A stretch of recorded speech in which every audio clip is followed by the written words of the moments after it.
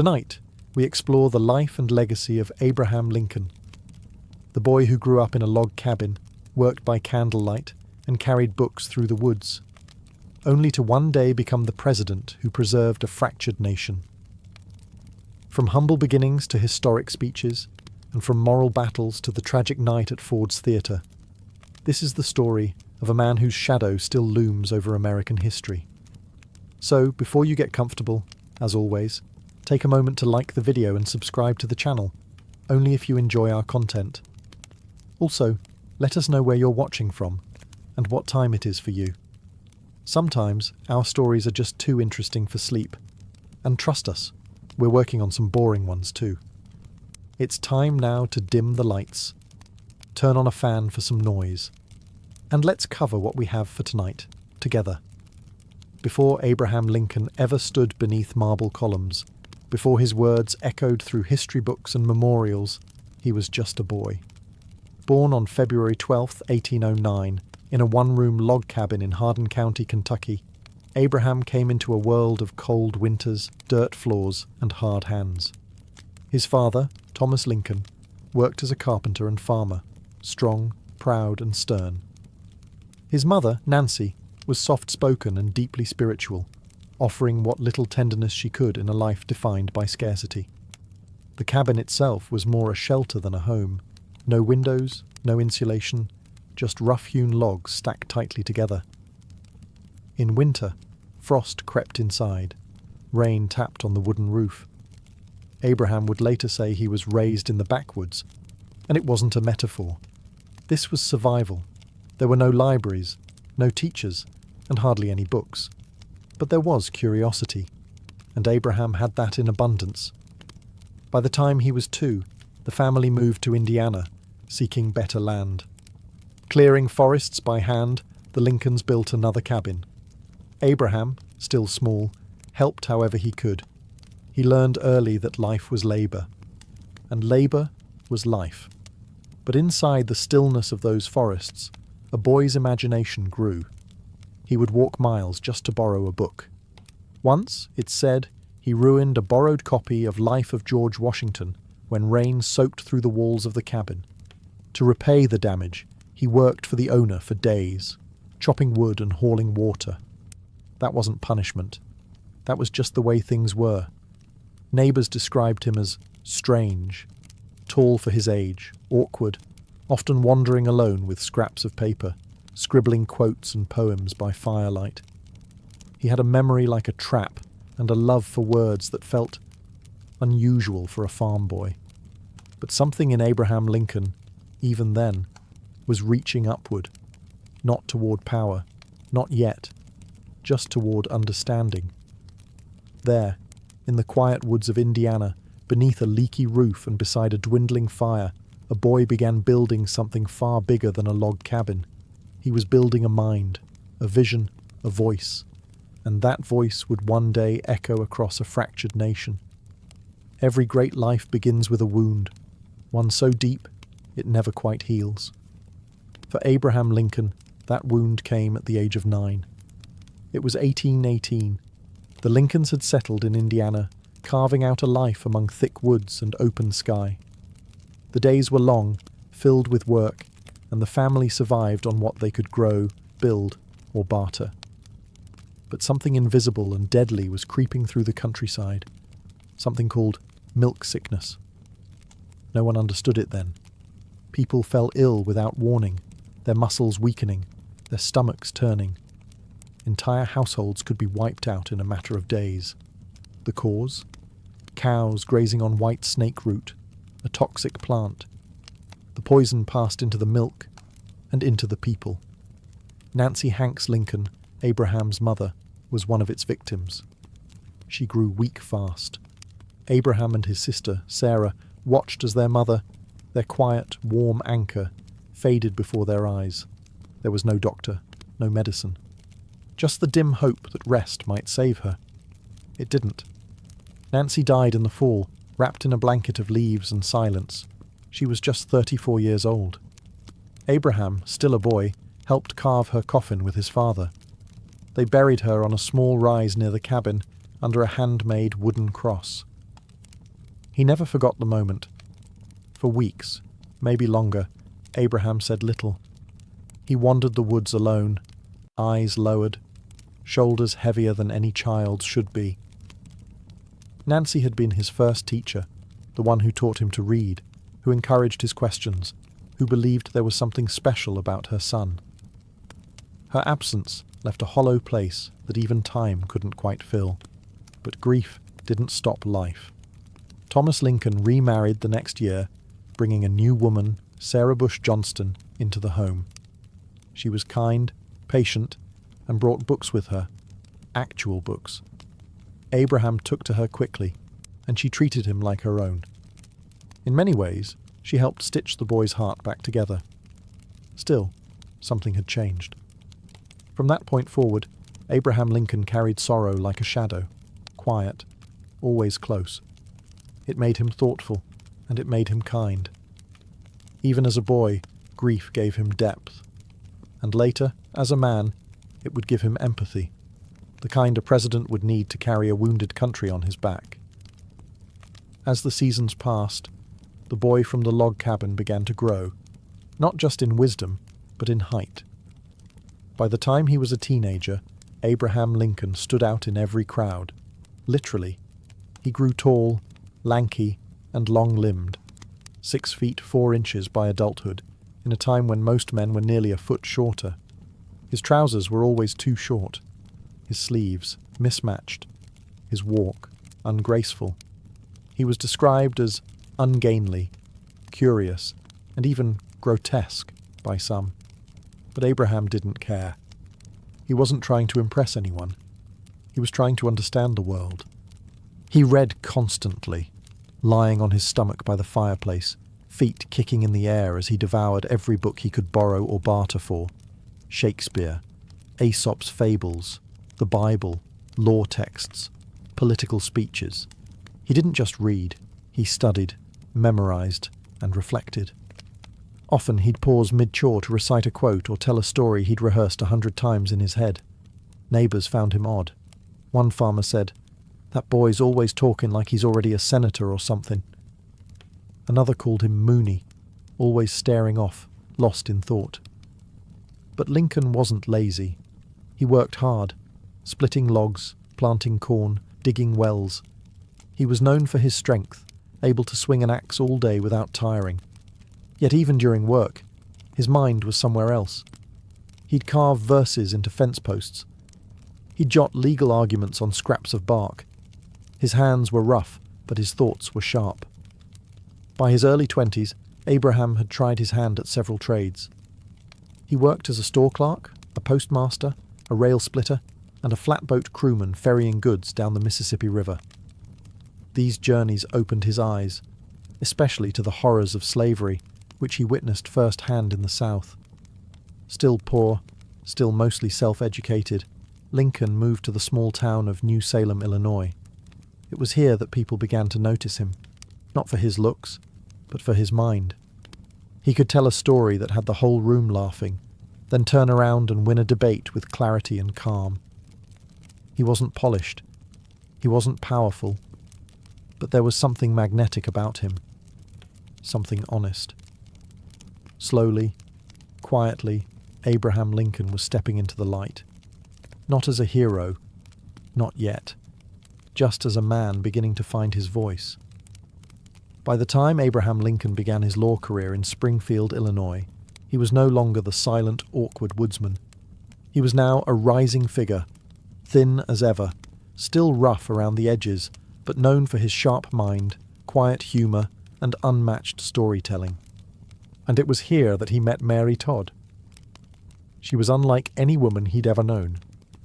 Born into a wealthy Kentucky family, Mary was educated, ambitious, and politically minded, traits not always welcomed in women of the 1800s. But she didn't shrink herself, and she wasn't intimidated by Lincoln's strange appearance or humble background. In fact, she admired his intelligence and his vision.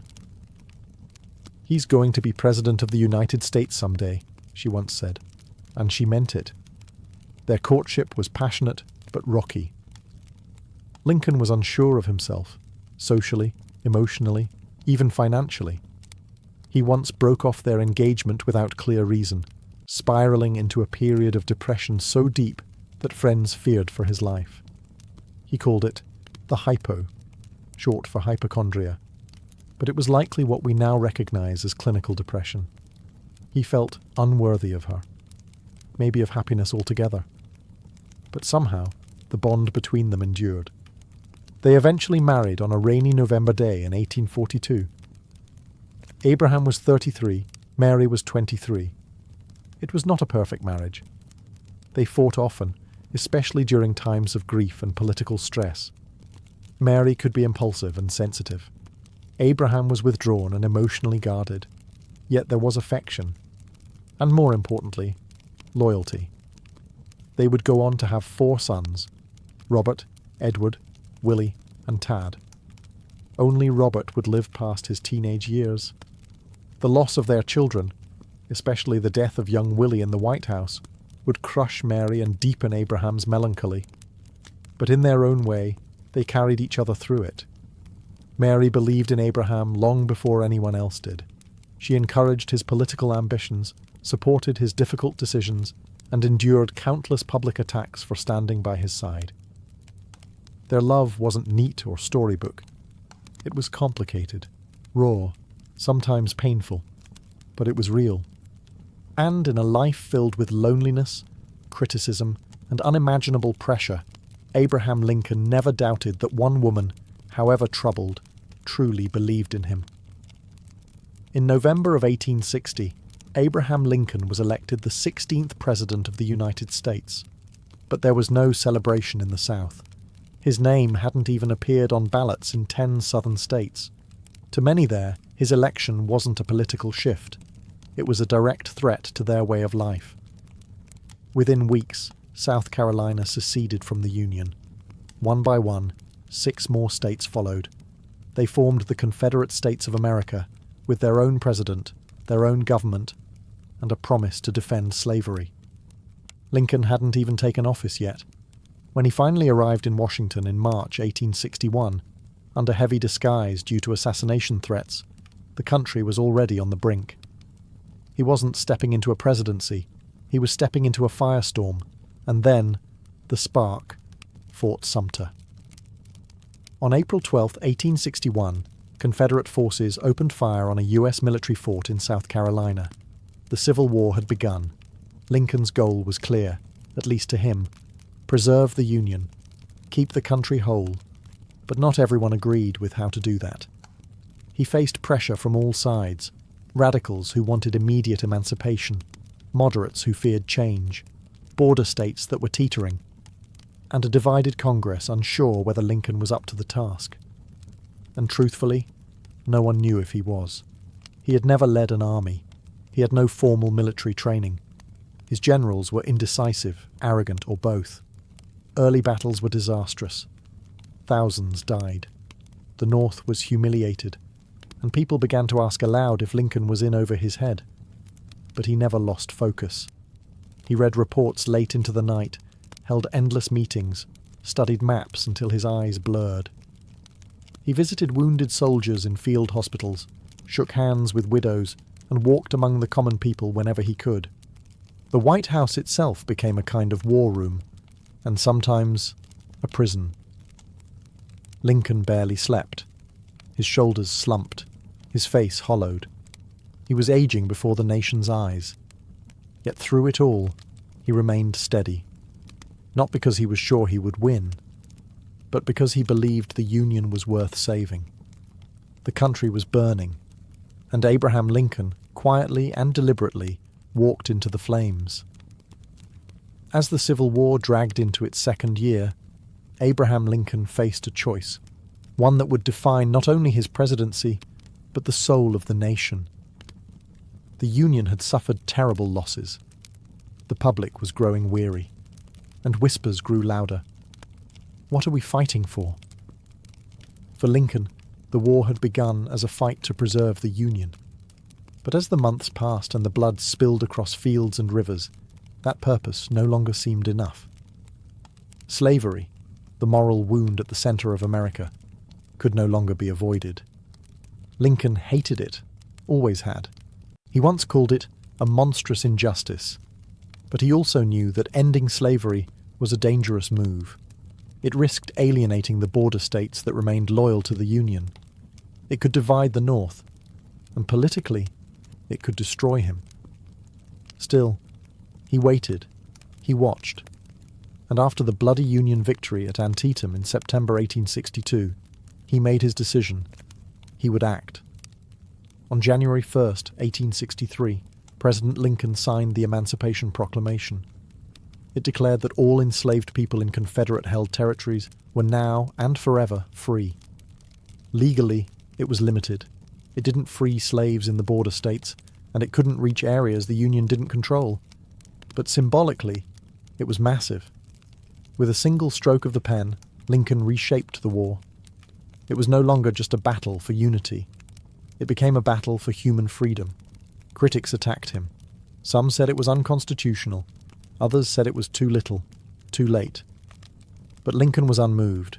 He believed it was not only right, it was necessary. And something else happened too. Thousands of formerly enslaved men joined the Union Army. They fought not just for country, but for their own future. Black regiments like the 54th Massachusetts became symbols of courage and sacrifice. The Emancipation Proclamation did not end slavery. That would take more time, more pain, and a constitutional amendment. But it lit the path forward. Lincoln had taken a gamble, a moral stand in the middle of chaos. And though the cost would be high, the meaning of the war, and of America itself, had changed forever. By 1863, the Civil War had become a grinding, endless tragedy. Towns turned to graveyards, fields became oceans of mud and bone, and the man at the center of it all, President Abraham Lincoln, was bearing a weight no human was meant to carry. He was, in many ways, the loneliest man in America.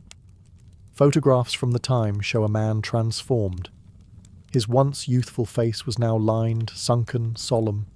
His eyes carried the heaviness of 1,000 telegrams announcing the dead.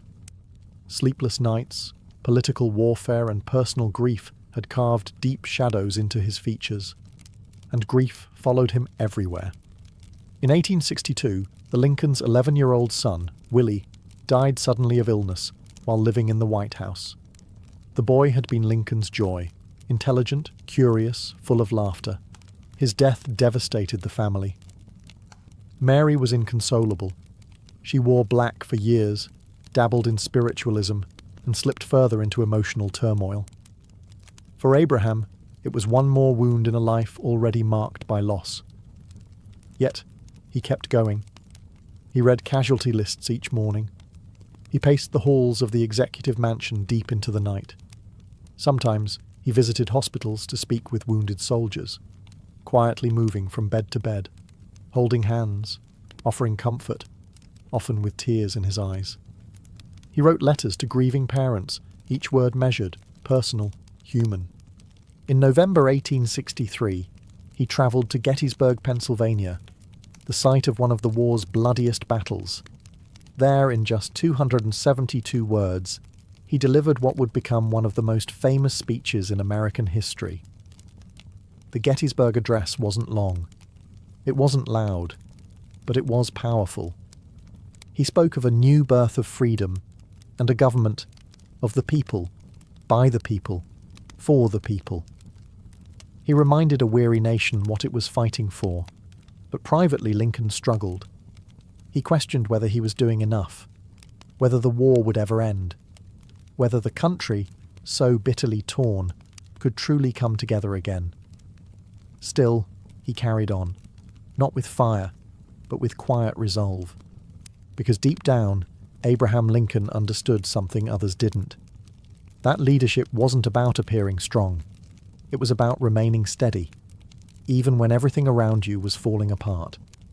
On April 14th, 1865, the sun rose over Washington, D.C., warmer and quieter than usual. The war was ending. Just 5 days earlier, General Robert E. Lee had surrendered at Appomattox Courthouse. After 4 long, bloody years, peace was finally within reach. Abraham Lincoln felt it. For the first time in months, maybe years, he smiled more freely, walked a little lighter. He told his cabinet that morning he felt a great weight had been lifted.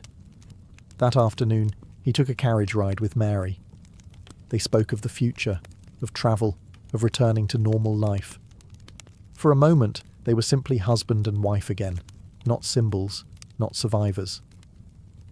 That evening, they decided to attend a play at Ford's Theatre. The production was Our American Cousin, a light-hearted comedy. Lincoln arrived late and took his place in the presidential box overlooking the stage. He settled into his chair, a silk American flag draped gently in front of him. Then, at 10:15 p.m., while the audience erupted in laughter at a well-timed joke, a man slipped through the door behind him. John Wilkes Booth. A well-known actor and passionate Confederate sympathizer, Booth saw Lincoln not as a leader, but as a tyrant, and he believed that by killing him, he could revive the dying Southern cause. With a small Derringer pistol, Booth fired a single shot into the back of Lincoln's head. Chaos erupted. Booth leapt to the stage, shouting, "Sic semper tyrannis! Thus always to tyrants!" and escaped into the night. Lincoln was carried, unconscious and bleeding, across the street to a nearby boarding house.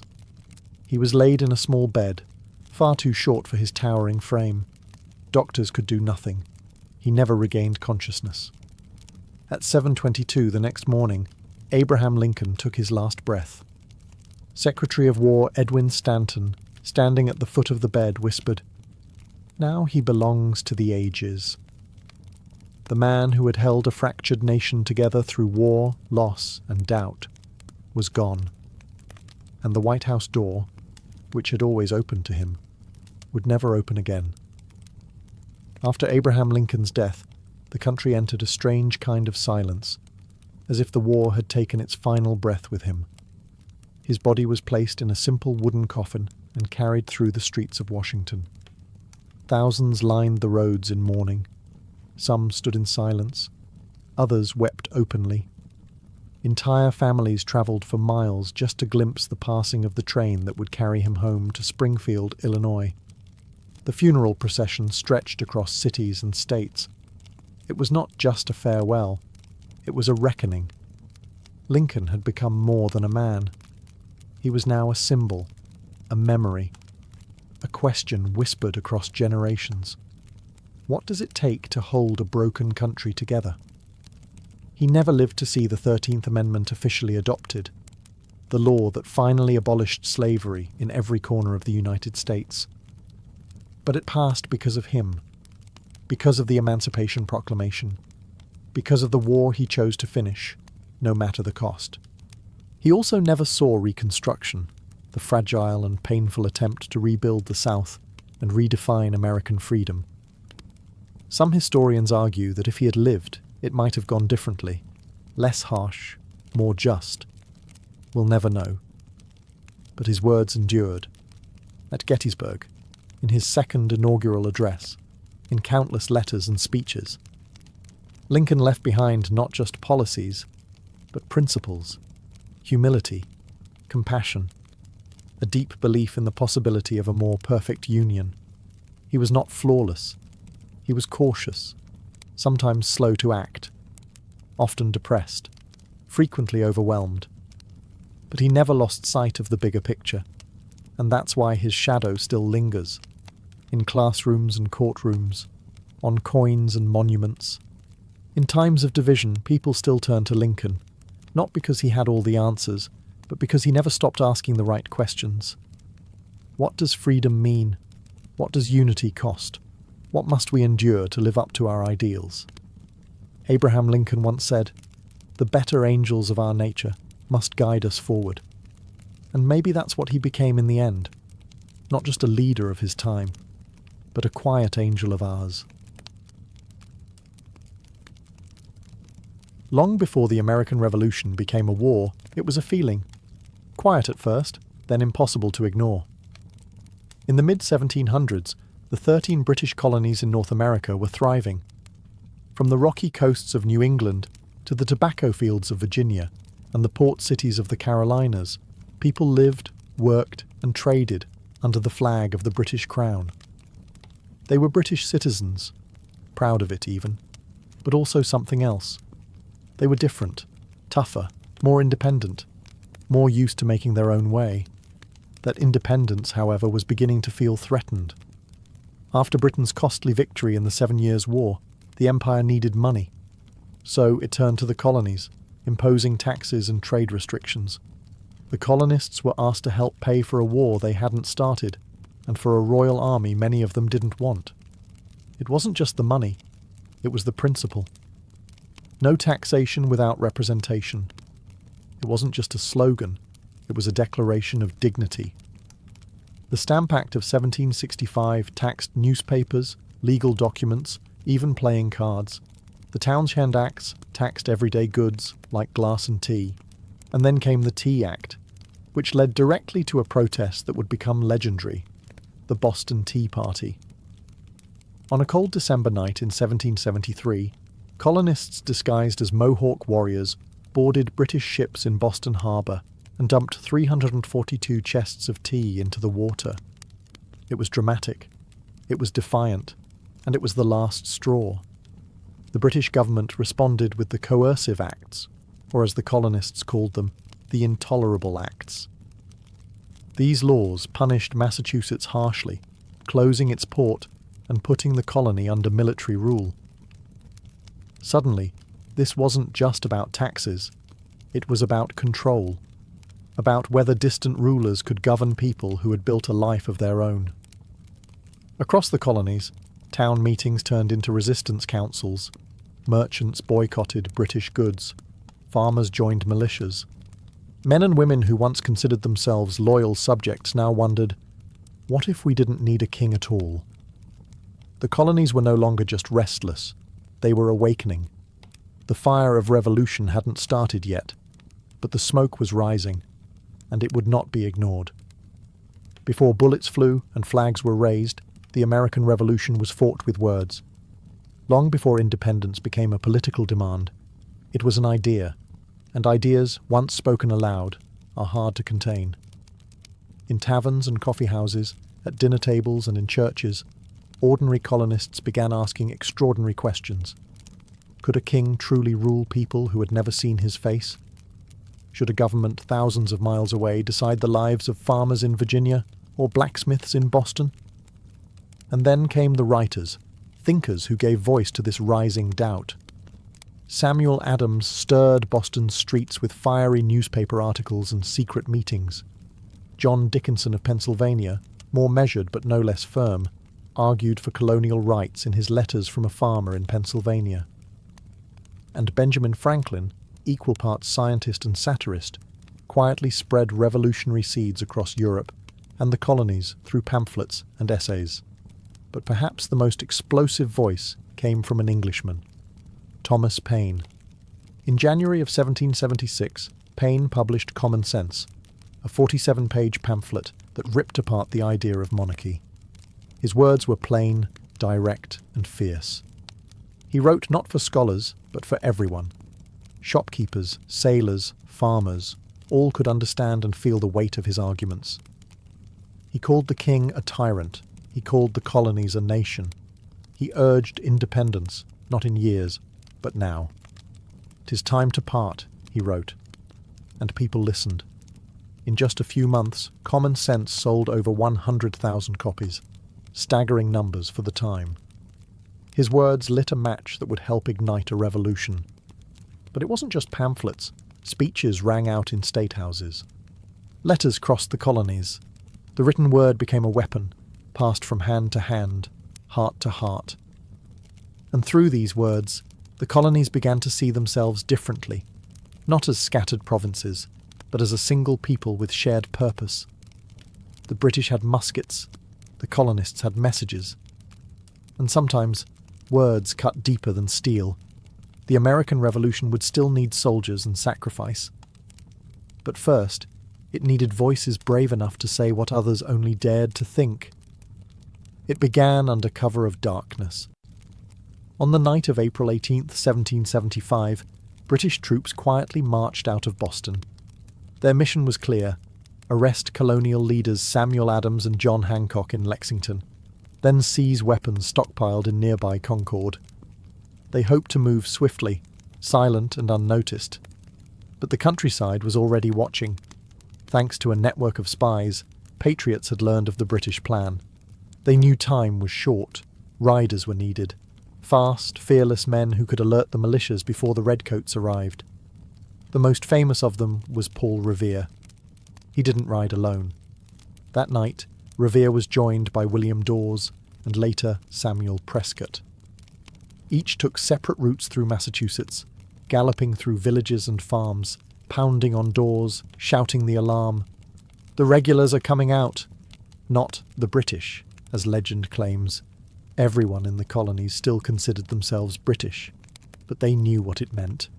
Lanterns were hung in Boston's Old North Church, one if by land, two if by sea. 2 lights flickered in the steeple, signalling that British troops were crossing the Charles River by boat. The message spread like lightning. By morning, colonial Minutemen had gathered in Lexington. Farmers with hunting rifles, blacksmiths with muskets, merchants with powder horns. They were cold, nervous, untrained. And then, just after sunrise, British soldiers arrived. The 2 sides faced each other on the village green. No one knows who fired the first shot. But in that moment, a crack in the still morning air, history shifted. 8 colonists were killed. The British pushed onto Concord, only to find most of the weapons had been moved. Skirmishes broke out all along the return path to Boston. Militiamen, hiding behind trees and stone walls, fired at British columns from every angle. It was no longer a protest. It was war. The shot heard round the world, as it would later be called, marked the beginning of open rebellion. And it all started with riders in the night. Ordinary men who lit the fuse not with fire, but with urgency, courage, and a willingness to risk everything for a cause just beginning to take shape. In the early days of the Revolution, leadership was as uncertain as the morning mist over the New England hills. Amid chaos and untested militias, one man emerged as the natural choice to lead the rebellion: George Washington. Washington was not an obvious leader in the conventional sense. He was tall, reserved, and had a quiet dignity that set him apart. Before the war, he had already earned respect as a surveyor, a soldier in the French and Indian War, and a gentleman of Virginia's planter class. Yet, despite his distinguished background, he was not immune to doubts. Like many colonists, he had experienced setbacks and failures, but those experiences only honed his resolve. When the Second Continental Congress was assembled, the task of uniting the colonies under a single banner seemed insurmountable. Divisions ran deep, and the idea of a standing army was fraught with suspicion. In this fragile atmosphere, Washington was chosen as the commander-in-chief of the Continental Army. His appointment was less about grand promises and more about the quiet strength he projected, a reliability that inspired trust among his peers. From the very beginning, Washington understood the enormity of the task. He knew that a conventional military strategy, akin to European warfare, was impossible for an army of farmers and tradesmen armed with mismatched muskets and scant supplies. Instead, he embraced a strategy of resilience and persistence, turning setbacks into lessons. In battles that often ended in retreats or inconclusive skirmishes, his calm demeanour provided a steadying force for his men. His leadership was not marked by grand speeches or theatrical gestures. Rather, it was his presence on the field, his willingness to ride alongside his troops, to share in their hardships, that made him revered. Washington would often ride out to inspect the encampments, listening to his soldiers' concerns and offering words of encouragement. He understood that unity was built on shared struggle and mutual trust. As the war wore on, Washington's reputation grew. Each challenge, whether it was the brutal winter at Valley Forge or the tactical maneuvering during surprise attacks, cemented his role as the heart of the revolution. His quiet courage and unyielding determination inspired an entire nation. proving that true leadership is forged in the fires of adversity. George Washington was more than a military commander. He was the embodiment of a fledgling nation's hopes, a beacon of steadfast resolve in a time when freedom was the only price worth paying. In the midst of revolution and uncertainty, the colonists turned to the power of the pen. The birth of a nation was not defined solely by muskets and battlefields, but by ideas committed to paper, ideas that would shape a collective destiny. This was a time when every written word carried weight, each stroke of the quill a testament to hope and defiance. In the bustling meeting houses, crowded coffee houses and private studies, influential thinkers drafted a vision for a new society. The Declaration of Independence emerged as a unifying document, a declaration not just of separation from Britain, but of an idea that every person was endowed with inalienable rights. Thomas Jefferson, with his careful yet impassioned words, captured a radical thought, that governments derive their just powers from the consent of the governed. This concept resonated deeply among the colonists, who had long felt the sting of taxation without representation. Before this formal proclamation, however, a quieter revolution was underway. Samuel Adams, John Dickinson, and other early agitators circulated pamphlets that challenged the status quo, their words stirring anger and igniting debates in taverns and town halls. Their writings questioned the legitimacy of a monarchy ruling over distant lands, and they planted the seeds of self-determination in the hearts of ordinary citizens. Across the colonies, newspapers played a pivotal role. They published essays, letters, and reports that revealed the everyday struggles against tyranny. The press became the lifeblood of revolutionary thought, bridging the vast distances between the colonies and uniting diverse voices into a single, resonant call for freedom. The circulation of printed materials ensured that even those in remote farms or coastal towns felt connected to the unfolding drama of revolution. In the fervour of revolutionary spirit, the written word became a tool for empowerment. It was through these carefully crafted letters and manifestos that the colonies began to see themselves as one people, a nascent nation, bound by a common purpose and a shared dream.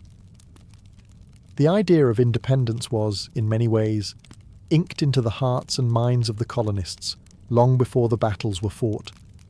Thus, a nation was born in ink, one that would continue to evolve, challenge, and inspire generations to come. In the bitter winter of 1777, as the American Revolution waged on, a moment of deep trial came to define the resolve of a fledgling nation.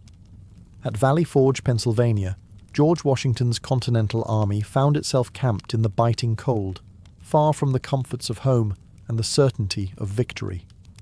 This was no battlefield marked by cannon fire and clashing swords. It was a crucible where survival itself was at stake. The soldiers at Valley Forge faced more than the enemy's muskets. They battled a harsh winter that brought with it relentless snow, freezing temperatures and biting winds.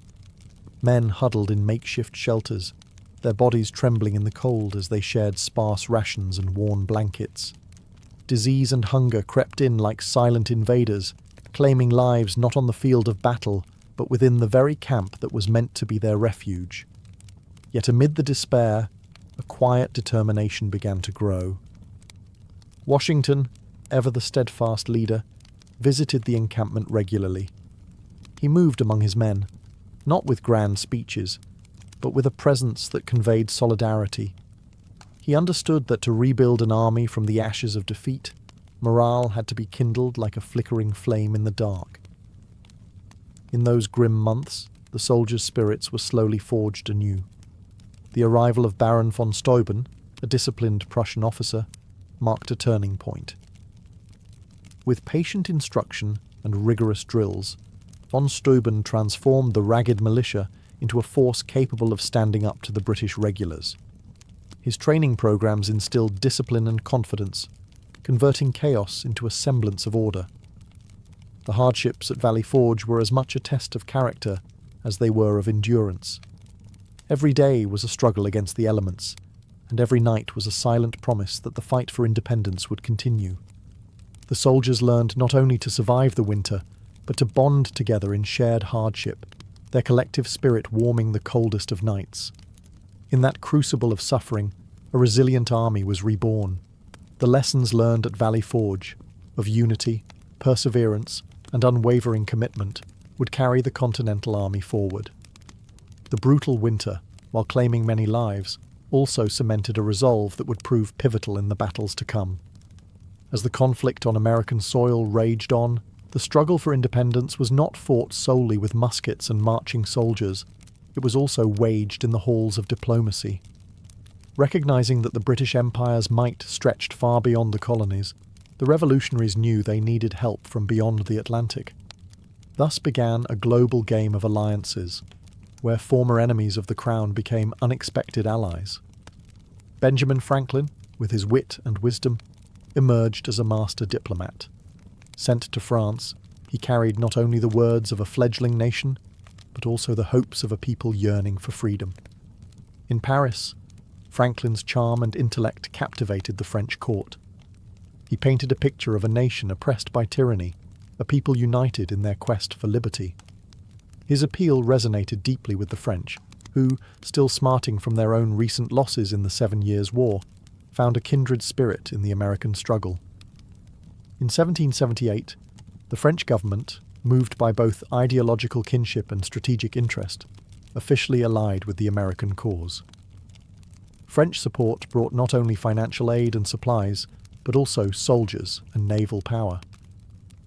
French warships soon patrolled the Atlantic, complicating British plans and tipping the scales of battle.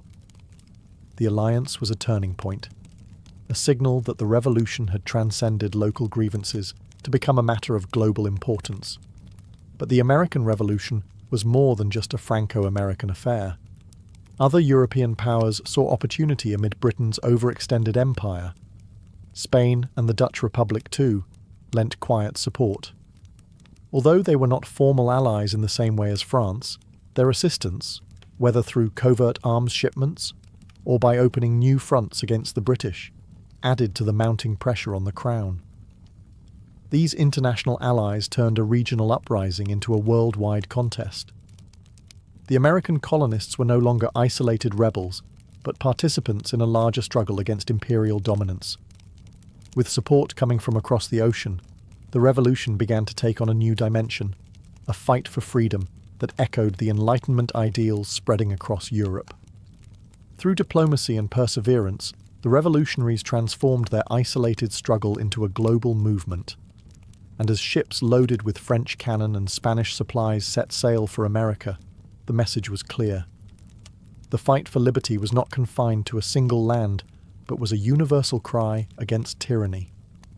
By 1781, the tides of revolution were turning decisively against the British. In a bold and carefully orchestrated maneuver, General George Washington, alongside French forces under General Rochambeau and a formidable French naval fleet, set a trap at Yorktown, Virginia, a coastal town the British believed was a safe haven.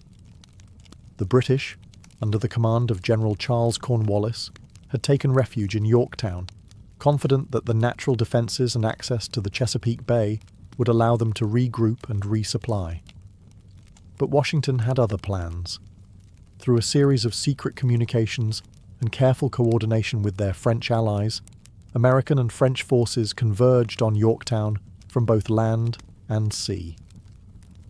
This dual approach meant that Cornwallis found himself encircled on all sides. As the combined forces laid siege, the mood in Yorktown shifted from defiance to desperation. For weeks, colonial and French soldiers set up trenches, placed artillery, and tightened the noose around the British position. Every day, they bombarded the entrenched enemy with cannon fire. The relentless artillery duels echoed over the quiet countryside, a steady reminder that the end was near. Inside the besieged town, Cornwallis grew increasingly isolated. His supply lines were cut off by the French navy, which patrolled the bay with unyielding vigilance. Reinforcements were a distant hope, as the British government's focus had shifted to other theatres of war. The reality was stark. His position at Yorktown was untenable. In a final, fateful move, after weeks of bombardment and dwindling supplies, Cornwallis recognized that resistance was futile. On October 19, 1781, he formally surrendered to General Washington. The surrender was not just a military capitulation, it was the symbolic end of British rule in America. The fields of Yorktown, once marked by the tension of siege warfare, became hallowed ground, a testament to the power of unity and determination. The victory at Yorktown reverberated far beyond the battlefield. It compelled the British government to negotiate an end to the conflict, leading to the Treaty of Paris in 1783, which officially recognized American independence. In that moment, the dream of a new nation shifted from a rebellious hope to a tangible reality. A nation born not only of battle, but of courage, strategy, and the unwavering belief in freedom. After the cannon fire faded and the banners of surrender were raised, the American Revolution's true legacy began to emerge, not merely in the formation of a nation, but in the enduring idea of freedom itself. The Revolution had achieved more than military victories. It had sparked a profound transformation in how people viewed government, rights, and the human spirit. In the wake of war, the fragile dream of independence now faced the daunting task of nation-building. The newly freed colonies grappled with establishing a system of governance that would reflect the ideals for which they had fought. The Articles of Confederation, their first attempt at unity, soon revealed their limitations. It became clear that a stronger framework was needed, one that balanced the power between state and federal authorities while protecting individual liberties. This need led to the Constitutional Convention of 1787, where delegates from across the states came together to forge a new blueprint for governance. The debates were intense and at times bitter. Compromises were made on everything from representation to the balance of power, yet the underlying principle remained steadfast. Government must serve the people, and power must derive from the consent of the governed. As the United States began to take shape, the ideas of equality and natural rights continued to inspire. The Declaration of Independence, penned by Thomas Jefferson, had declared that all men are created equal. Although that promise was not fully realized at the time, it planted a seed that would grow and evolve through centuries of struggle for civil rights and social justice. The revolutionary ideals resonated far beyond American shores. They inspired other nations and peoples to challenge their own oppressors and to envision a society where freedom, equality, and democracy were not just abstract concepts, but the very foundation of life. In this way, the American Revolution became a symbol, a rallying cry for oppressed peoples everywhere. The idea that endured was not the conquest of land or the overthrow of a government, but the belief that every individual possesses inherent rights that no ruler can arbitrarily deny. It was a powerful notion that continues to influence debates about liberty and justice today. Thus, long after the battles had ended and the Treaty of Paris was signed, the spirit of revolution lived on. It endures in the ongoing quest for a more perfect union, a reminder that the true revolution was not solely fought on the battlefield, but in the hearts and minds of those who dare to dream of freedom. War. High in the Peruvian Andes, shrouded in mist and mystery, lies a city that seems to float between earth and sky. Machu Picchu, often called the Lost City, beckons the curious with its silent stone walls, terraced hillsides, and panoramic vistas that defy the passage of time. Even before explorers set foot on its ancient paths, local legends whispered of a sacred place, a retreat hidden from the eyes of conquerors. The site appears as if it was sculpted by nature's hand, a marvel of engineering blended with breathtaking landscapes. Its location atop a ridge, embraced by lush green peaks and swirling clouds, suggests that its builders chose this perch deliberately. Was it a fortress, a royal estate, or a spiritual centre? The answer remains veiled in the echoes of history. Machu Picchu's architecture speaks of both precision and artistry. Smooth, carefully cut stones fit together without mortar, reflecting a mastery that seems almost otherworldly. Here, nature and man converse silently. Stone terraces, designed to tame steep slopes, now support vibrant vegetation and terraced fields that once fed a thriving population. The city's layout, comprising temples, plazas, and residential quarters, reveals an advanced understanding of astronomy, water management, and urban planning. Every structure appears imbued with symbolism, hinting at the sacred rituals that may have taken place within its walls. Even in its abandonment, the city exudes a calm dignity. Weathered walls and overgrown pathways speak of centuries gone by, yet Machu Picchu endures, a monument to a people whose ingenuity transcended the limitations of their time. Its isolation has preserved an ancient serenity, a timeless snapshot of a culture that flourished high above the ordinary. Local lore mingles with scholarly debate. Some believe Machu Picchu was a royal retreat for Inca emperors. Others propose it was a ceremonial center, a place where the natural world and the spiritual realm intersected. The site's remote setting suggests that it was intentionally hidden, a refuge from the turmoil of empire, or a sanctuary for those seeking communion with the divine. The mystery of Machu Picchu is not only in its origins, but also in its silence. Abandoned suddenly, its stories lie locked in stone, inviting each generation to decipher its secrets. Who built this marvel, and why did they leave it to nature's embrace? The answers lie in the layers of history, waiting to be uncovered. At the heart of Machu Picchu's mystery lies the story of its creators, the Inca, masters of stone and sun. These people were not merely builders, they were visionaries who saw the world through a lens of cosmic balance and divine order. Their techniques, passed down through generations, transformed rugged Andean terrain into a sanctuary of architecture and art.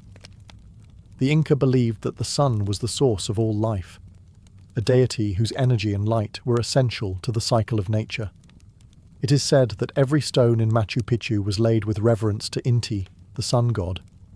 The city's layout mirrors celestial patterns, and its many temples and plazas align with the solstices and equinoxes, suggesting that astronomy played a crucial role in its design.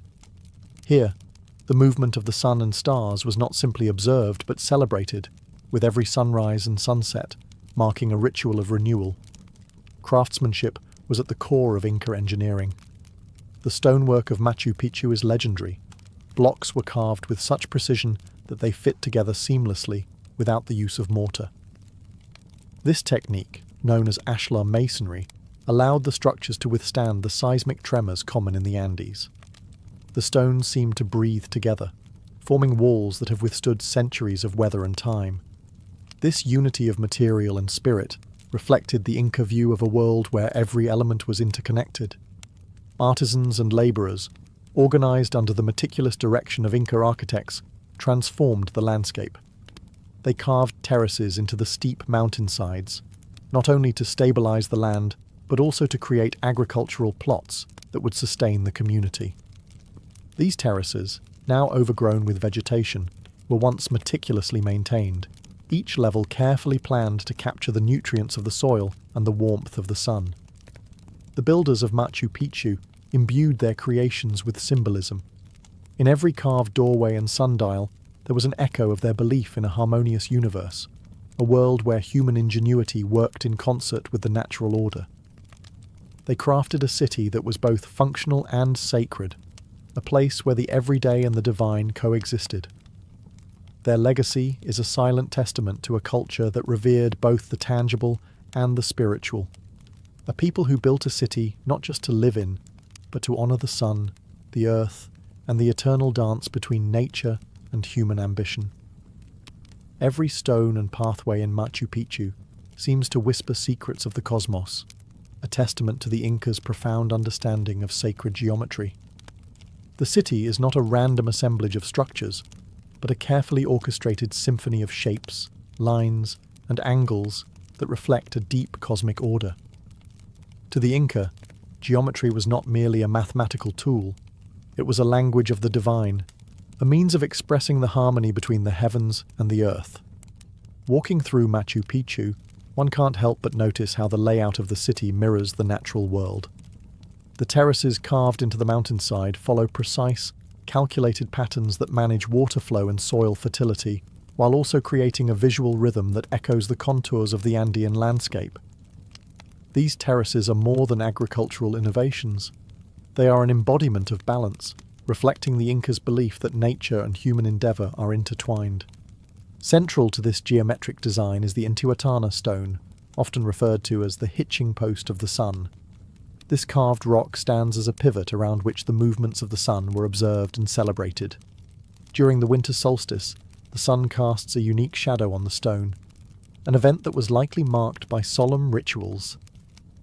The Intihuatana, with its precise angles and smooth surfaces, is a physical manifestation of the Incas' astronomical expertise, serving as both a calendar and a symbol of cosmic order. The city's plazas, temples, and living quarters align with cardinal points and celestial events, underscoring the Incas' commitment to a universe ruled by cycles and balance. At Machu Picchu, east-west alignments hint at the rising and setting of the sun, while north-south orientations may correspond to other stellar phenomena. Such precision in planning demonstrates an advanced knowledge of astronomy, which was interwoven with spiritual practices. In the hands of the Inca, geometry was a sacred art. It was used not simply to build, but to create a space where the human spirit could commune with the universe. The layout of Machu Picchu invites visitors to ponder their place in the grand tapestry of existence, a reminder that the cosmos, with all its intricate design, is both a mystery and a mirror reflecting the beauty of human aspiration. Through this intricate geometry, the lost city becomes more than an archaeological wonder. It transforms into a portal, bridging the tangible world with the realm of the divine. Despite its breathtaking beauty and ingenious construction, Machu Picchu was mysteriously abandoned, leaving behind questions that have puzzled historians for centuries. The silence of the city, preserved in the Andean mists, speaks volumes about a sudden departure, a departure that transformed a vibrant hub into an eternal enigma. Several theories attempt to explain why the Inca would leave behind a place that showcased their most refined achievements. One prevalent idea suggests that the abandonment was a strategic decision.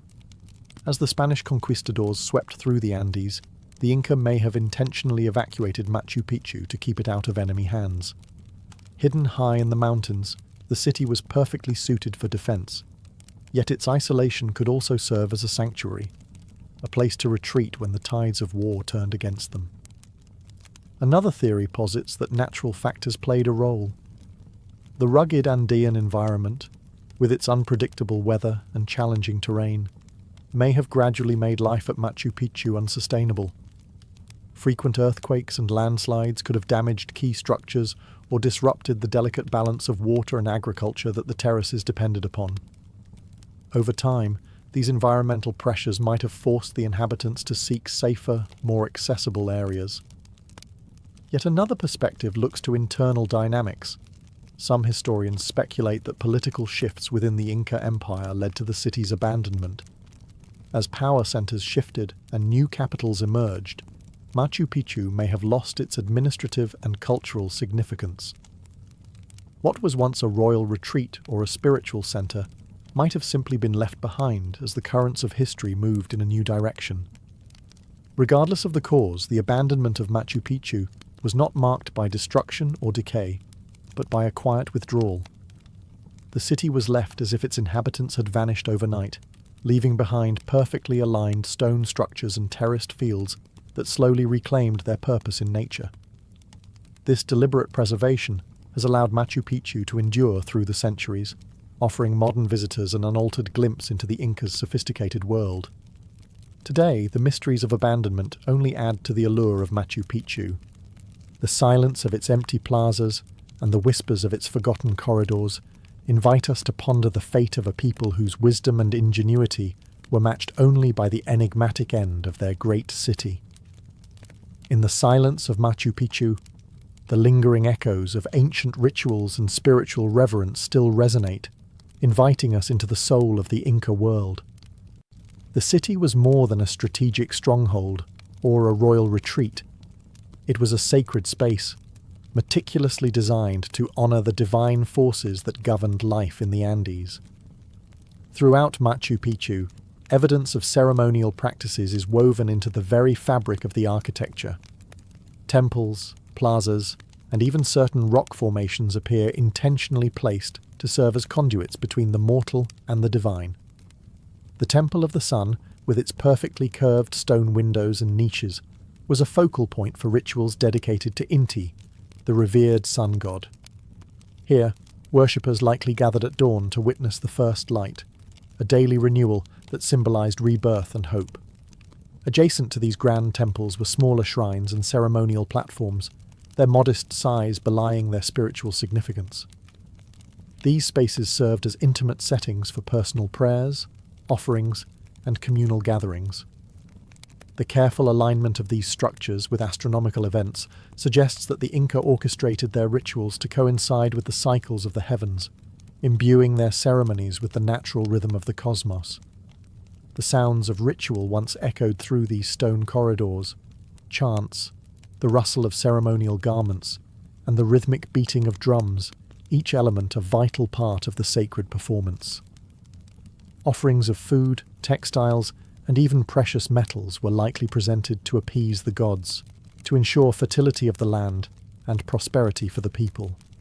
These ceremonies were not merely acts of devotion, they were a reaffirmation of the community's identity, a declaration that their lives were interwoven with the cosmic order. The very layout of Machu Picchu hints at this deep connection with the spiritual realm. Pathways and staircases guide visitors from everyday life into zones imbued with sacred purpose. Each step taken is a journey through layers of history and belief, a progression from the mundane to the divine. Even today, as modern visitors walk these same paths, a sense of reverence pervades the air. The rituals of the past, though long silent, continue to speak through the stones and terraced fields, a timeless testament to a culture that sought to bridge the gap between earth and sky, between the human and the eternal. Beneath the well-trodden paths and stone terraces of Machu Picchu lies a world that remains unseen, a hidden life that thrived long before modern eyes discovered its secrets. Beyond the grand temples and ceremonial plazas, everyday spaces tell a quieter story of daily life in an ancient city suspended in the clouds. The residential quarters of Machu Picchu offer a glimpse into the lives of its inhabitants. Narrow, winding streets connect clusters of stone houses, each built with the same meticulous care as the public buildings. These dwellings, though modest compared to the temples, were designed to accommodate families whose lives were intertwined with the city's spiritual and agricultural rhythms. Inside, spaces once buzzed with daily activities, the preparation of food, the mending of textiles, and the shared laughter of community. The absence of modern amenities is replaced by a profound ingenuity, an architecture that integrated natural light, ventilation, and the surrounding landscape into everyday living. Water was the lifeblood of Machu Picchu. Ingenious channels and fountains were not only feats of engineering, but also a testament to the importance of water in sustaining life. These systems distributed water from nearby streams to fields, homes, and public areas, ensuring that both the sacred and the mundane were nourished. The delicate balance between urban planning and natural resource management speaks to a deep understanding of the environment that the inhabitants possessed. Archaeologists have uncovered remnants of workshops where skilled craftsmen worked diligently, fashioning tools, ceramics, and textiles. These artisans contributed to the daily rhythm of the city and helped maintain its cultural identity. The artifacts they left behind provide clues to the methods and materials used in their work, hinting at a sophisticated economy that supported not only survival, but also artistic expression. In the quiet corners of Machu Picchu, vestiges of community life, such as communal hearths and storage areas, reveal that the city was once a bustling centre of interaction. It was a place where individuals came together to share knowledge, trade goods, and celebrate the changing seasons. Though the grand structures capture the imagination, it is the hidden, everyday spaces that truly reflect the heartbeat of this lost city. The hidden life of Machu Picchu is a reminder that every stone has a story, and every path echoes with the voices of those who once lived, loved, and built a world in the clouds. Even as the stones of Machu Picchu stand in silent testimony to the brilliance of the Inca, they also whisper of a sudden and unexplained departure. The city, once filled with the voices of daily life and the rhythms of ritual, now rests in quiet solitude, a place where nature and time have gently reclaimed what was once a bustling centre of human endeavour. The abandonment of Machu Picchu remains one of its greatest mysteries. Historians and archaeologists have long debated the reasons behind its sudden desertion. Some suggest that the city was intentionally abandoned to protect sacred knowledge and treasures from the Spanish conquistadors, who sought to dismantle the Inca way of life. Others believe that a series of natural calamities, earthquakes, landslides, or a prolonged drought, might have made life unsustainable in such a high-altitude environment. Walking through the ruins, one cannot help but feel the lingering echoes of a community that vanished almost overnight. The finely crafted stone walls, terraces, and staircases stand undisturbed, as if frozen in the moment of departure. There is no evidence of a violent struggle or chaotic destruction. Instead, Machu Picchu appears to have been quietly left to the embrace of the mountains. Its abandonment was not marked by debris or signs of a hasty escape, but by a deliberate withdrawal, a choice to leave behind a masterpiece of architecture and culture. This mysterious exodus only deepens the allure of the lost city. The empty plazas and silent corridors evoke questions about the lives that once animated the space. Who were the people who gathered in these squares? What dreams did they nurture as they looked out over the Andean peaks? And why, despite all its splendor, was the city eventually left to the whims of time? The echoes of abandonment resonate in every overgrown pathway and every weathered stone. They serve as a poignant reminder that even the most magnificent creations can fall silent, leaving behind only whispers of what once was. In the stillness of Machu Picchu, the past lives on, a timeless invitation to explore, to question, and to remember the impermanence of all things. Centuries passed, and the silent majesty of Machu Picchu remained hidden in the rugged peaks of the Andes, its secrets locked away beneath layers of mist and time. It was not until the early 20th century that this lost legacy was rediscovered, sending shockwaves of wonder through the world of archaeology and history. The rediscovery of Machu Picchu was as dramatic as it was serendipitous. In 1911, the American explorer Hiram Bingham, guided by local indigenous whispers and legends passed down through generations, stumbled upon the ancient city. His arrival at the site unveiled a masterpiece of Inca engineering, one that had been preserved by its remote location and the protective embrace of the mountains.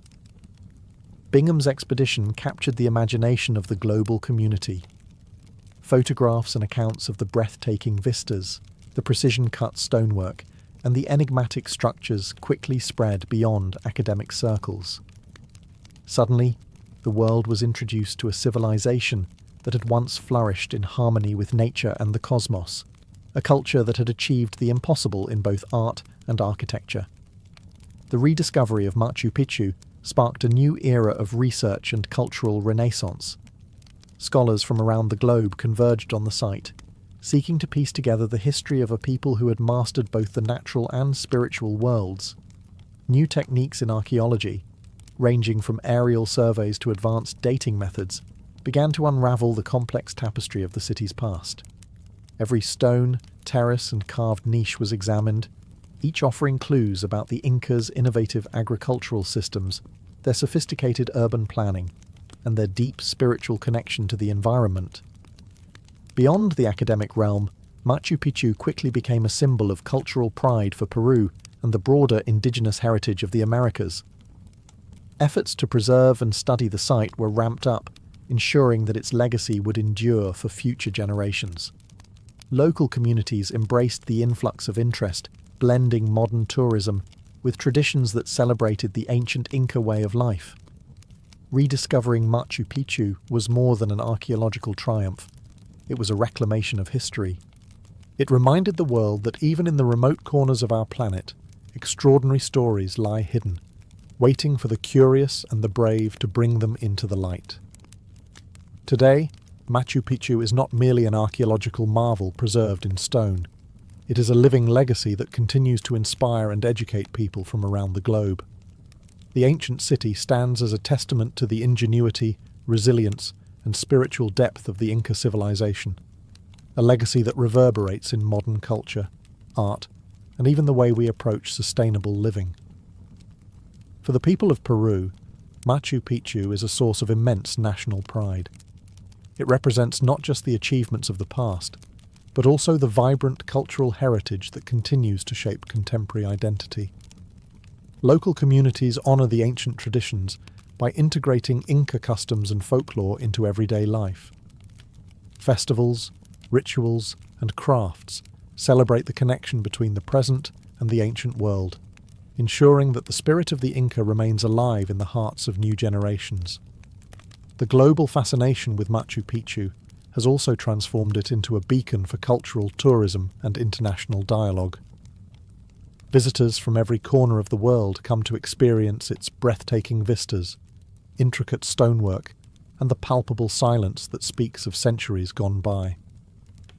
This influx of global interest has not only boosted local economies, but has also fostered cross-cultural exchange, allowing modern societies to reflect on sustainable practices and the importance of living in harmony with nature. Scholars and scientists continue to study Machu Picchu, using cutting-edge technology and innovative research methods to unlock further secrets of Inca society. Drones, satellite imagery, and 3D mapping have revealed new insights into the city's construction, its water management systems, and its astronomical alignments. These discoveries contribute to a deeper understanding of how the Inca interacted with their environment, offering lessons on resilience and sustainability that are increasingly relevant in today's world. Furthermore, Machu Picchu has inspired artists, writers, and filmmakers who draw upon its mystique to create works that resonate with themes of mystery, nature, and the passage of time. This creative legacy ensures that the spirit of Machu Picchu endures far beyond its physical remains, continuing to evoke wonder and reflection. In this way, Machu Picchu lives on, a timeless bridge between the ancient and the modern, reminding us that the greatest legacies are those that inspire continuous discovery and reflection. Ludwig van Beethoven was born into a world of sound, a world filled with the melodies of church choirs and the strains of local folk tunes. From his earliest days, his environment pulsed with music. His father, Johann, recognized a spark in young Ludwig and pushed him to master the piano and violin. Even as a child, Beethoven displayed an uncanny ability to memorize and reproduce complex musical phrases. His determination and raw talent quickly set him apart in the bustling musical scene of Bonn, where every note carried the promise of greatness. Yet, amid the applause and accolades, subtle shadows began to gather. In his late teens, Ludwig experienced the first hints of trouble, moments when the world of sound would blur and fade. At first, it was a slight buzzing in his ears, an occasional distortion during rehearsals. As he practiced relentlessly, these disturbances grew more pronounced, leaving him momentarily disoriented. But the young Beethoven pressed on, channeling these strange experiences into his compositions. In the vibrant salons and crowded concert halls of his youth, Beethoven's music was a testament to the beauty of sound.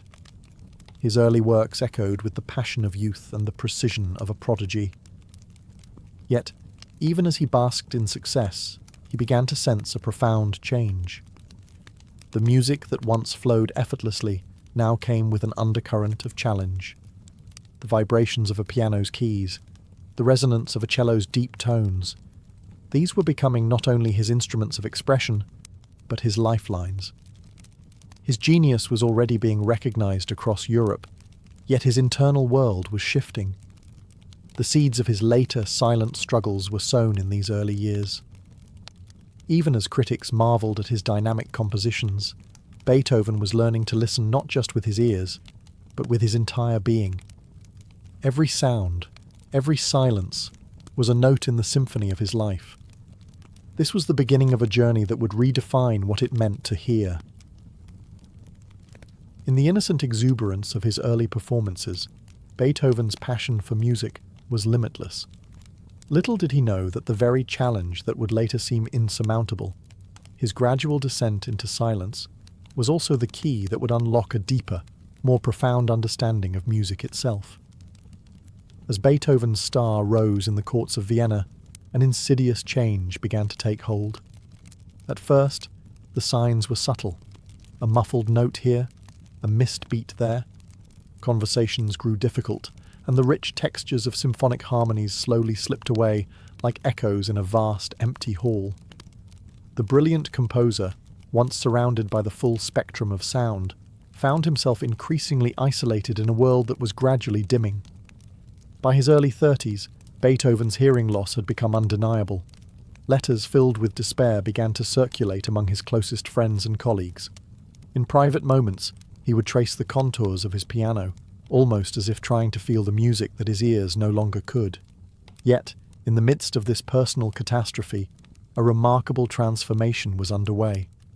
Unable to rely on the conventional pathways of sound, Beethoven turned inward. He began to explore music through its physicality, its vibrations. Every thump of the bass drum, every subtle tremor from a string's resonance, was now a language of its own. He discovered that by placing his hand on the instrument, he could feel the pulse and intensity of the notes. In these tactile moments, he found solace and inspiration, a way to reconnect with the art he loved. This new way of experiencing music became his secret ally. While the world outside struggled to understand his condition, Beethoven was learning to hear with his body and his memory. He recorded melodies in his mind with astonishing clarity, each vibration etched into the fabric of his soul. In his secluded study, surrounded by sheets of paper filled with notations, he composed symphonies that would later shake the foundations of classical music. But this journey was not without its torment. The isolation and frustration of losing something as fundamental as hearing weighed heavily on him. Every silence felt like a loss, and every vibration was a reminder of what was fading. Yet, it was in this crucible of despair that Beethoven's most innovative ideas were forged. His inner world, now filled with a new kind of sound, was beginning to shape his legacy. A legacy defined not by what he lost, but by what he discovered in the quiet. In the echoing stillness of his own making, Beethoven embraced the challenge. His struggles with deafness became the very canvas upon which he painted his greatest musical visions, visions that would forever change the way we understand the power of silence and sound. When the vibrant notes of concertos and operas became elusive, Beethoven discovered an alternative language, vibrations. In his silent world, every physical pulse from the instruments around him transformed into a tangible sensation. As his hearing continued to deteriorate, he learned to rely on the rhythmic thrum of strings and the resonant beat of percussion to guide him. He would press his hand against the piano, feeling the reverberations travel through his skin, connecting him to the pulse of the music. The sensation of vibration soon evolved into a method of hearing that was uniquely his own. Beethoven would sit in his modest studio, where the heavy, resonant tones of a well-tuned piano filled the room. Placing his hand on the instrument's soundboard, he absorbed every nuance. The deep rumble of a bass note, the gentle tremor of a high-pitched trill. Each vibration carried meaning, a silent symphony that his mind would translate into complex, layered compositions. For Beethoven, these physical sensations were more than just substitutes for sound. They were a doorway into an inner realm where music existed in its purest form. It was here, in this tactile universe, that he began to compose his most daring works. With each vibration, he felt the interplay of rhythm and emotion, capturing fleeting moments of inspiration that defied the constraints of silence. His notebooks filled with sketches of melodies and harmonic structures, blueprints for symphonies that would later captivate the world. In time, this new way of experiencing music reshaped his creative process. No longer confined by the limitations of traditional hearing, Beethoven's imagination soared. He embraced a broader spectrum of sound, a blend of memory, emotion, and physical sensation. The vibrations became the heartbeat of his compositions, driving him to experiment with dynamics, texture, and form. Every throb of the instrument was a reminder that music was not solely an auditory experience, but a universal language accessible through touch and intuition. Even as his hearing faded into oblivion, Beethoven's ability to translate the language of vibrations into masterpieces grew ever stronger. His inner concert hall, a world built on the echoes of tactile sensations, became the birthplace of symphonies that would defy time. It was a realm where silence was not empty, but filled with the infinite resonance of memory and feeling, a world that would soon give rise to some of the greatest musical achievements in history. In the depths of his personal silence, Beethoven forged a new path for creativity. Unable to rely on the external sounds that once inspired him, he turned inward to his vast reservoir of memory. Every note he had heard in his youth, every melody etched in his mind, became a precious resource. In his private study, surrounded by scattered sheets of paper and ink-stained manuscripts, he composed in a language of silence, a language where every stroke of the pen was a testament to his indomitable spirit. Beethoven's process became intensely solitary. He would sit for hours, sometimes days, immersed in thought as he carefully crafted each musical phrase. Without the distraction of ambient noise, his inner world took center stage. Memories of long-ago concerts, the timbre of orchestral instruments, and the emotional cadences of his early compositions guided his hand. He transcribed these recollections with a precision that bordered on the mystical, turning recollected sound into written masterpieces. The act of composing transformed into a meditative experience.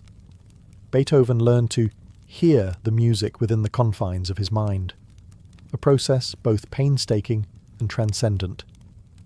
He would experiment with variations of themes, modulating and layering them until a complete symphony emerged on the page. In this silent sanctuary, creativity was freed from the constraints of physical hearing. It was an intimate dialogue between his soul and the eternal language of music. Challenges abounded. Frustration, isolation, and the relentless encroachment of silence tested his resolve daily. Yet, in those moments of darkness, he found an unexpected clarity. The absence of sound forced him to focus on the pure structural elements of music: harmony, rhythm, and counterpoint.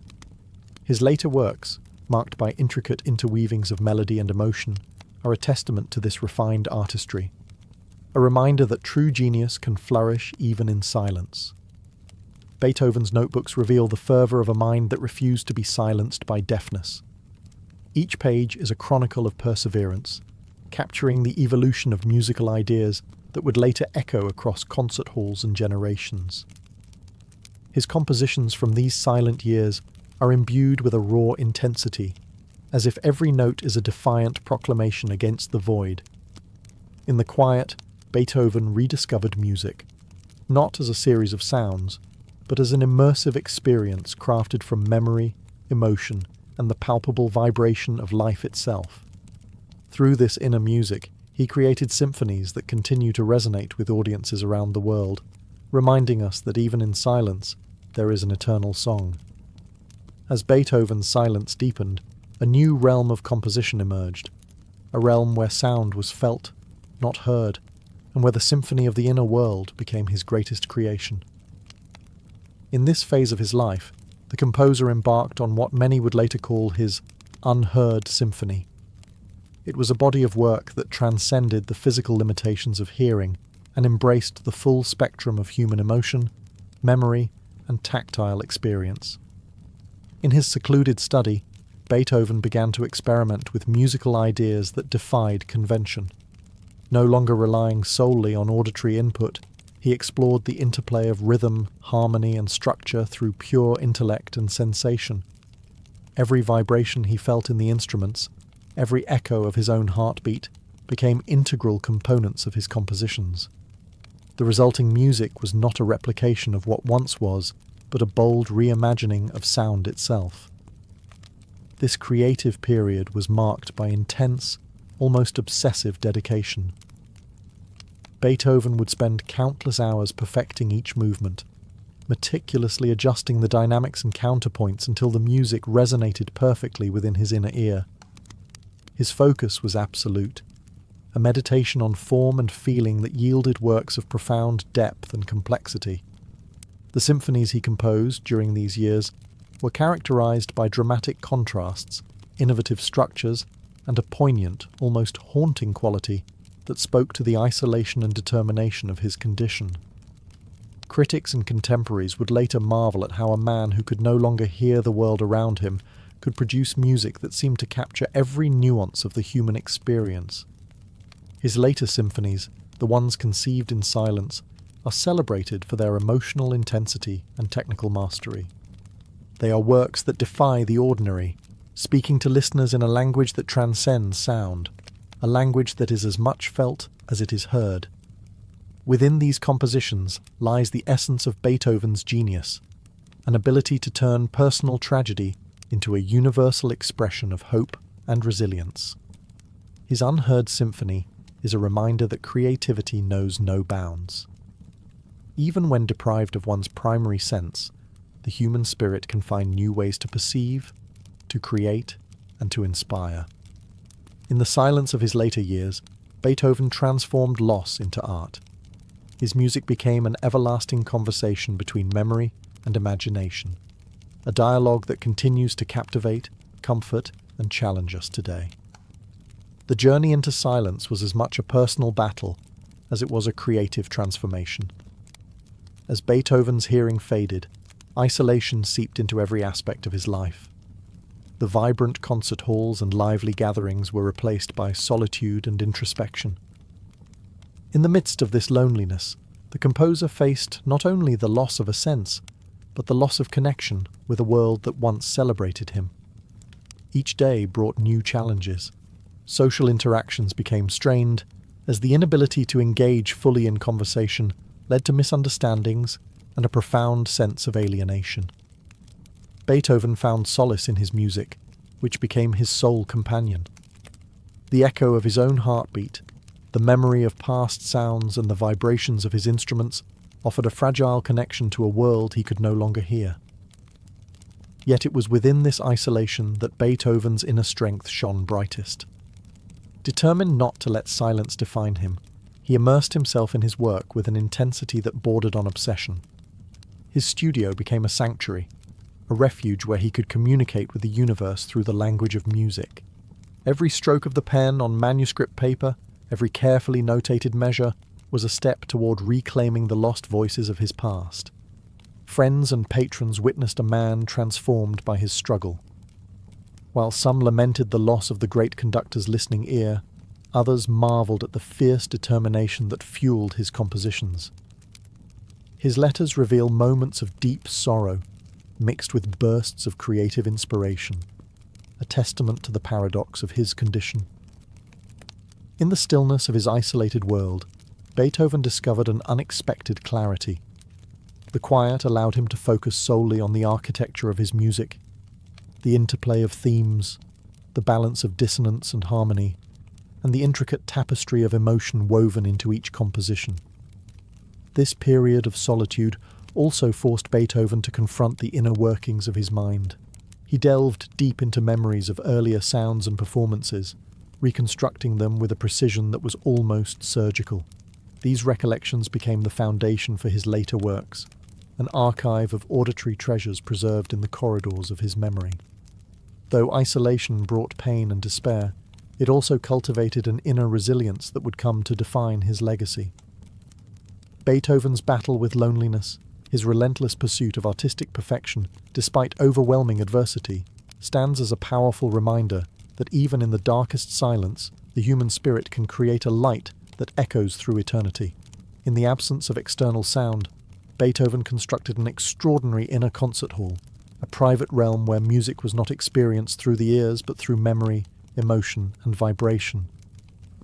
This inner space became the wellspring of his creative genius, a place where past experiences merged with unbridled imagination to form a unique musical language. Within this mental sanctuary, every composition was a dialogue between what had been and what could be. Beethoven would close his eyes and recall the symphonies of his youth, the vibrant orchestral clashes, the tender piano melodies, the resonant chords that once filled concert halls. He could almost hear the voices of his mentors and the applause of enraptured audiences. These recollections served as both inspiration and foundation, guiding him as he crafted new works that transcended the limitations of his physical hearing. Here, in the silent theatre of his mind, Beethoven experimented with form and structure. He explored bold harmonic shifts, layered counterpoints, and daring rhythmic innovations, all the while relying on the tactile sensations of vibrations and the vivid imagery of musical memories.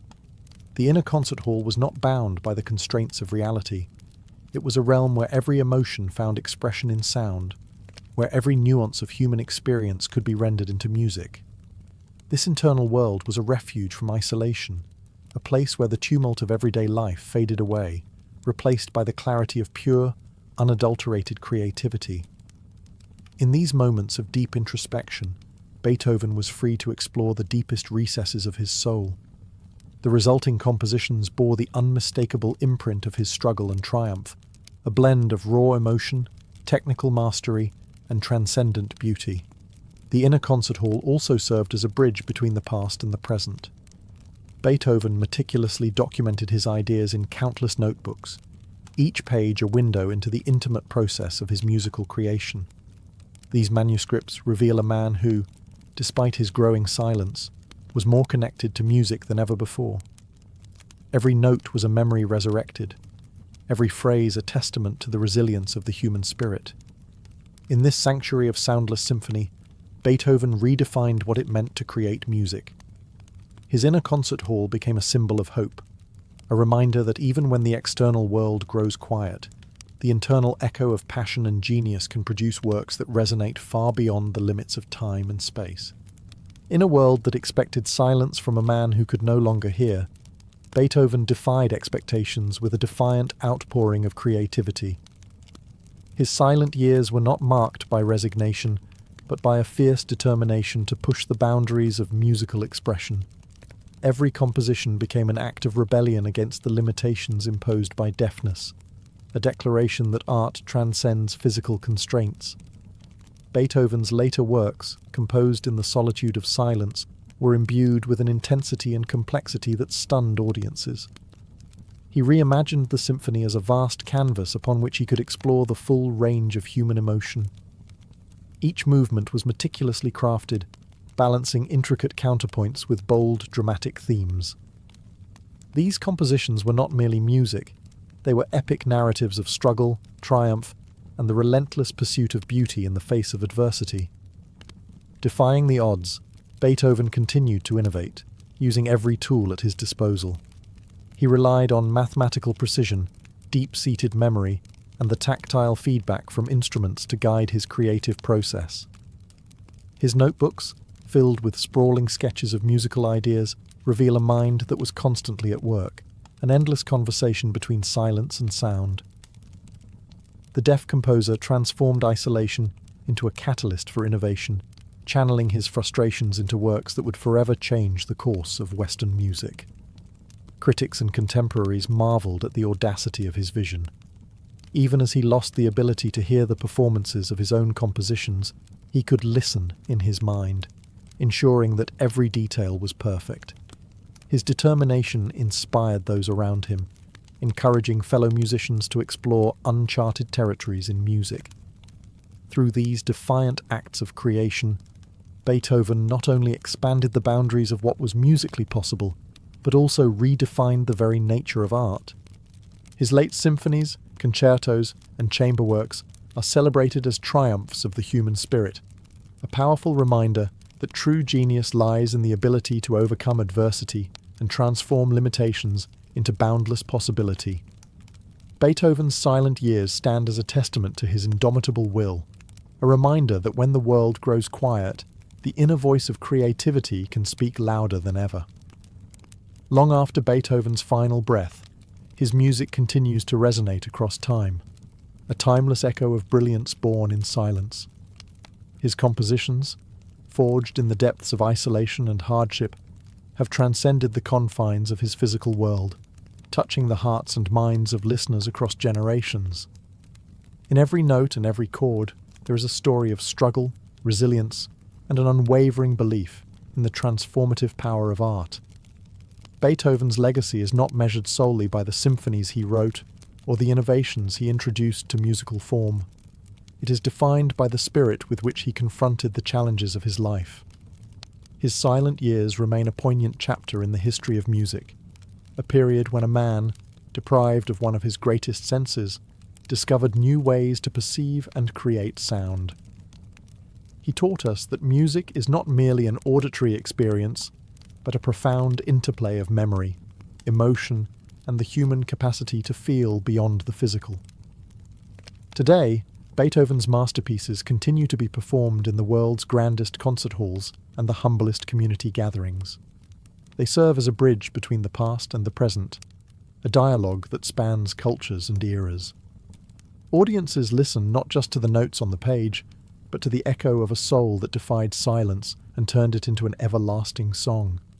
His journey inspires countless artists, musicians, and dreamers. In classrooms and rehearsal spaces, the story of Beethoven's silent years is recounted as a powerful reminder that limitations can be transformed into sources of creativity. His life challenges us to look beyond our circumstances and to find beauty in the unexpected. Beethoven's eternal echo reminds us that the power of music lies in its ability to communicate the deepest truths of the human experience, a language that speaks directly to the heart, even when the ears can no longer hear. His legacy endures in every performance, every inspired composition, and every life touched by the transcendent sound of his genius.